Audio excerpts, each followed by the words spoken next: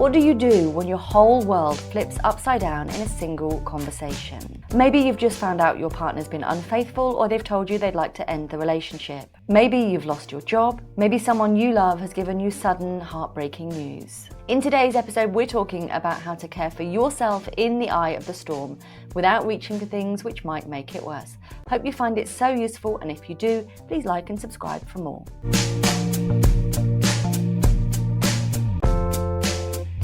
Hi, welcome along to the Aspiring Psychologist Podcast. I'm Dr Marianne, a qualified clinical psychologist. Now, one of the most common reasons that people reach out for advice or support, even for me as a qualified psychologist, a friend, family member, is when, things take an unexpected turn or twist. And it can feel like our life kind of gets shattered into 1,000 pieces with no warning. And of course, news that we receive like this can really impact on ourselves, on the way we see our own identity, on our finances, on our friendships, on our relationships, on everything we thought we knew about the world and whether it was fair or not. These experiences can also really knock our sense of security, make us feel vulnerable, and like maybe people are not on our side when they thought they were. And, previously we might have felt like we've had this scaffolding, and then whatever's happened has made you feel like that scaffolding has been broken down. And especially if that's been the first time that's happened to you, it can be a really, really difficult one to manage. And of course, with these incredibly tricky human brains of ours, our emotions can run wild, and we might find ourselves fluctuating through all of them. We might feel angry, we might feel sad, tearful, panicked, anxious, despairing. All of these are valid, and we can absolutely understand why they might crop up. But we need to be able to work through whatever we're dealing with to keep ourselves and those around us safe. So with that in mind, let's think about what not to do first before we go any further. It absolutely makes sense that we would want to feel this distress less. We want to be toning down and turning down the dial on that. And so therefore, it's really common people will reach for more alcohol than they would usually consume. They might reach for more medication than they've been prescribed. They might reach for unprescribed or recreational drugs. Where possible, we really want to try to avoid that. What we know about all of these kind of coping methods, ultimately, they can stop us from doing the natural healing processes that we need to do, and they might add their own complicated factors as well. For example, sleep is so important to all of our human functions. When we are drinking alcohol, it means that actually any sleep we are getting is going to be less restful, and when we wake up, we will feel likely even worse. So where possible, trying to abstain from alcohol, or certainly not drinking any more than you usually would, is a really good call. Where possible, we want to avoid you isolating yourself completely, avoid shutting those doors, avoid letting that shame or the guilt kind of really get to you, and those shoulds, messages about ourselves that others might think, creeping in. So we want to kind of deafen the shame, really, and know that it's in our control to talk about these things with somebody that we do trust. And often we might tell ourselves that we shouldn't tell our parents or our friends or our partner something because they might think less of us. But so many times people I've been working with have taken the brave and bold step to tell people things, and they've been really surprised by their response in a good way. We often forget to play out the narrative, the version of events where actually things go well. And so we need to be able to give other people the chance to respond to what we've got to say or to what's happened without assuming that we know what they're going to say. Of course, if they don't give you a favourable or positive response, that often says more about them than it does about you. And we're going to kind of look to how we can get you feeling more supported and more validated from others around you. We also really need to resist the urge to catastrophize.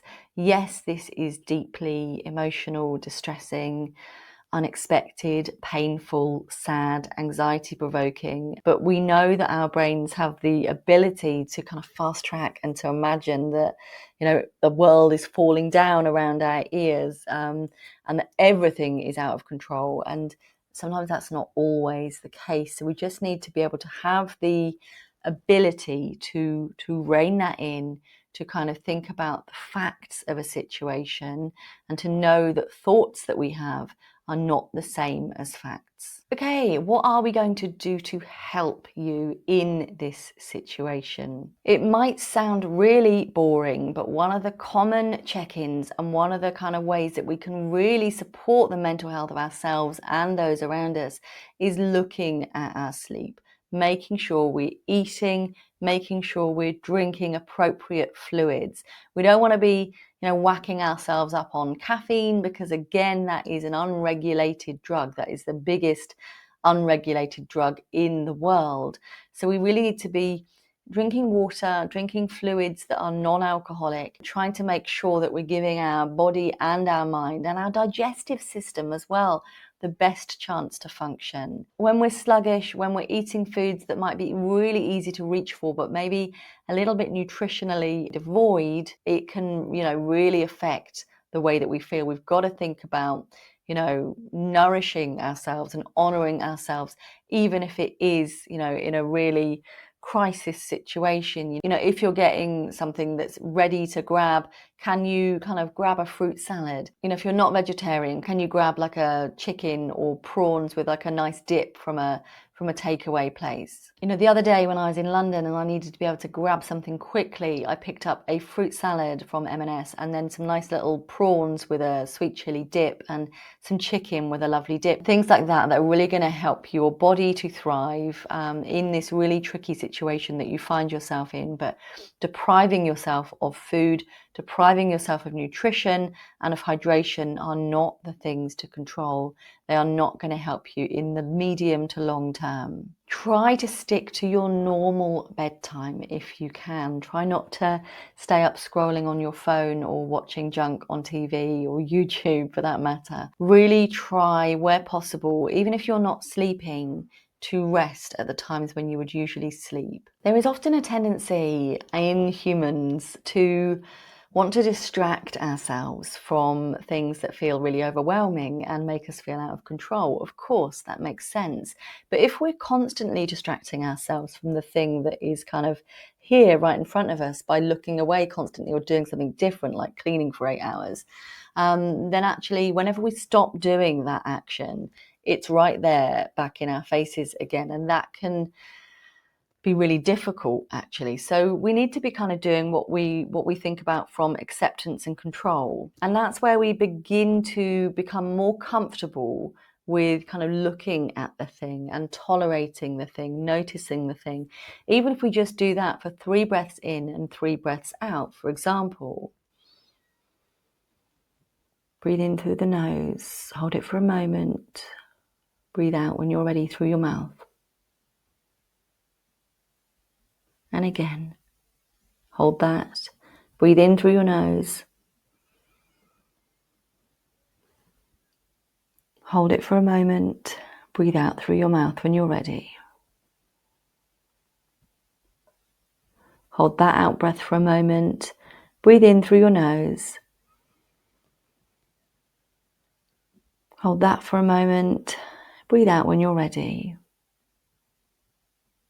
So that simple kind of 3 sets of in and out, where you are comfortably holding that thought, that thing, that fact in mind without distracting yourself from it, can be incredibly powerful, because it tells the body, it builds the distress tolerance. It kind of gives the clear memo, it's okay for me to think about this, it's safe for me to think about this. Whereas if we're constantly distracting ourselves or surrounding ourselves with others or stimulation to avoid thinking about that thing, then it can almost grow. It can feel like it's something so awful that we can't get near it. We want, where possible, if your body allows, to move that lovely body of yours. Get out for a walk, go to the gym, go to a dance class, go for a run. Even if it's raining, I've actually in the past really loved running in the rain, and I've cried in the rain, all of those things. It kind of, I don't know, something about activating the body just for me, and I know from my experiences of working as a qualified clinical psychologist that this kind of interplay, this relationship between our body and our mind can be so protective of our mental health and functioning. We want to reduce stimulation also where possible. That might mean turning your phone off. It might mean reducing the lighting so that we're feeling less overwhelmed and kind of a bit safer. It might be turning down the noise. If you live in a household where others kind of play music quite often, like I do with my 2 children and my husband, for that matter, who is a drummer, it's just kind of asking them whether we could kind of turn it down a little bit, or whether they could use headphones to help you to manage what you're going through and to give you kind of the optimum chance of thriving. That said, you might well find it helpful to crank up some music that you find really energizing. This morning I was having a little bit of a dance to Ed Sheeran's Sapphire. Like, whatever it is that helps you connect to the now but not overwhelm yourself sensorily can be really important. We're going to reach out to someone that you trust, and if there's no one in your family or friendship circle, we are going to consider reaching out for support lines. There's details on screen and in the show notes, and we're gonna, if it's affecting your mental health or if you can't keep yourself safe, we're of course going to be reaching out for GP, accident and emergency, relevant crisis support mental health team lines. But once you've got that person who you do feel that you can trust, and it might well be a family member or a friend, we're going to, allow them to just hear what we've got to say. And, that in itself can be incredibly validating to make us feel like, actually, of course I'm feeling this way. That makes total sense. Countless times I say to clients that I work with, I think that you're coping exactly as I think anyone else would cope. This is a really difficult situation. This is not an easy thing to endure. And all of the things that you might be experiencing, like, triggering thoughts, memories, intrusions, feeling tearful, struggling to sleep, all of those things are what I would expect somebody to be feeling. But of course, it can feel so overwhelming and so exquisitely painful. But sometimes just getting that validation from someone who gets it, or who gets you, or both, can be incredibly powerful. Next, we're going to be finding small moments of control. Can you take even one tiny action? It might be booking a house valuation. It might be joining a social group. It might be updating your LinkedIn profile. It could be so many different things, but something that really helps activate your drive system so that it makes it feel like you've got more control, and so that more good stuff can happen, and it helps you feel less stuck. This might even be something like planning a therapy session or making contact with your GP, something that helps you feel like you've got some hope, that you've got something to focus on to get through this next tricky phase. And these small wins really can begin to stack up and be the difference that makes the difference. That said, of course, when life takes a tumble and it feels like everything's been turned upside down, we're going to need to be able to lean into the sadness. We can't be cheering ourselves up all the time. These things have happened, and it's of course going to have a big impact on us because we are human. But of course, we've valued whatever it is that we've lost, or that we've been told we might be losing, or that things are changing. And when we've kind of had this status quo in our lives, we begin to think that those things will never change. And when they do, it can make us feel really wobbly, really sad, really anxious and worried about the future. That's really normal. It's okay to cry. It's okay to grieve. Let's not shame or invalidate those feelings. Sadness really doesn't mean that you're broken. It just means that you're human. Finding safe ways to lean into that sadness can be really important. And that might look different for different people. It might look like chatting to a friend. It might look like journaling. It might look like leaving yourself some voice notes. Like, there's almost no right or wrong thing as long as you're not hurting yourself or others. If it is a relationship that's broken down, we ought to honour the end of that relationship, and where possible, try to avoid jumping into other relationships too soon too, because We need to be able to work through our own complicated feelings. And if children are involved as well, we need to honour and respect and support their feelings about this too. It might just be something simple like being in compassionate and supportive company, and sometimes even sitting in silence with someone that you know is on your team emotionally can be so powerful and important. And of course, mental health crises happen too. If you're worried about your own mental health or someone that you care about, please do reach out to your GP. Contact A&E if immediately and urgent. Consider calling 111 for advice or support, or the Samaritans, which you can contact 24 hours a day, 7 days a week on 116123. And if you really feel like there's an immediate risk to yourself or others, you can physically take yourself to accident and emergency departments in the UK too. If you are already open to mental health services, do feel free to get in contact with them and to update them on the situation. They might well be able to see you sooner than your next scheduled appointment. And as I said before, shame can keep us silent, but actually we can be pleasantly surprised when we do reach out for that support and we get that validation, we get that support, we get someone who actually is going to look after us in our vulnerable states and maybe continue to check in with us for the days and weeks ahead. You're not alone. You're not a failure for needing support or for finding that helpful. We were never supposed to live in isolation. We are kind of mammals and we live in groups, and we need to find people who get us, who do make us feel like it's okay to have needs as well as to care for the needs of others. And if you don't have anyone in your life at the moment that kind of meets that bill, maybe this is a chance to do something a little bit different, to join meetup groups, to do something that helps you stack the odds more in your own favor about having people who you vibe with, who resonate with you, who don't make you feel bad, sad, guilty for being yourself. You matter.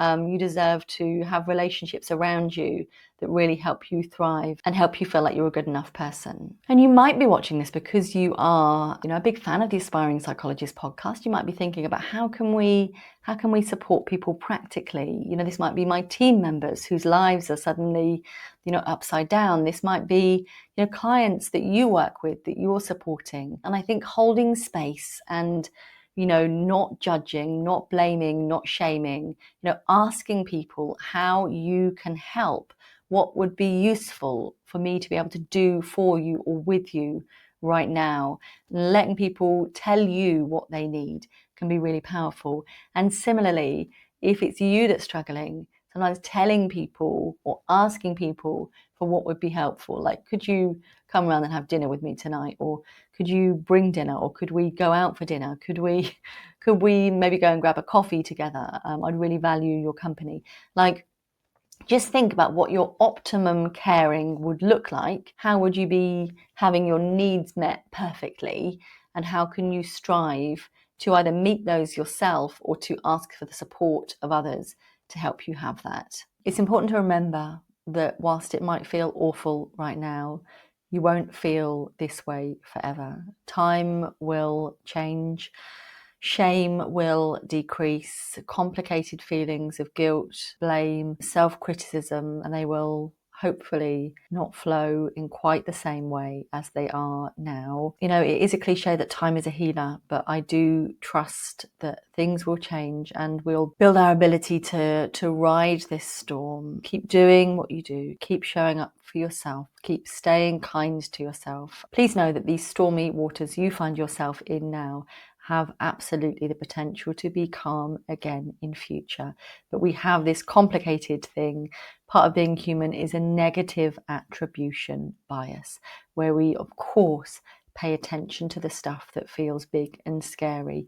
And we forget that things will change, that things will adapt. People will have less opinions of us. So be kind to yourself. And these tricky brains of ours are very complicated. And when it comes to grief and trauma, they are the real deal. And, these brains are supposed to make it better, it's supposed to make us have a better experience of the zebras and the reptiles. It's not always the case. If you are working in a service where you're regularly supporting clients with depression, with trauma, with grief, please do check out the Our Tricky Brain Kit. And there is a £10 off code you can use, YouTube10, to grab yourself or your service £10 off that kit. And of course, if you are grieving or supporting people who are grieving, please do check out the Grief Collective, Stories of Life, Loss and Learning to Heal. It really is a wonderful collection of 54 real life accounts for people who have grieved. And if you are grieving, it's not telling you the grief stages, it's validating your experiences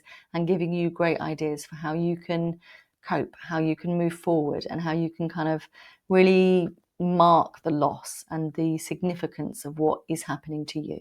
And if you're listening on Spotify, there is a brand new feature where you can drop comments and let us know as creators what you think. And that is something that somebody did recently on the episode talking about adult autism assessments. And they have said, what a brilliant episode. Thank you so much for covering this topic. Well, you are so welcome. If there are topics that you would find useful for me to cover in this podcast, please do let me know in the comments. Come and connect with me on socials where I'm Dr. Marianne Trent everywhere. And I will look forward to bringing you the next episode from 10 a.m. on Saturdays on YouTube and wherever you get your podcast from 6 a.m. on Monday. Thank you so much for being part of my world, and I'll see you very soon. Take care.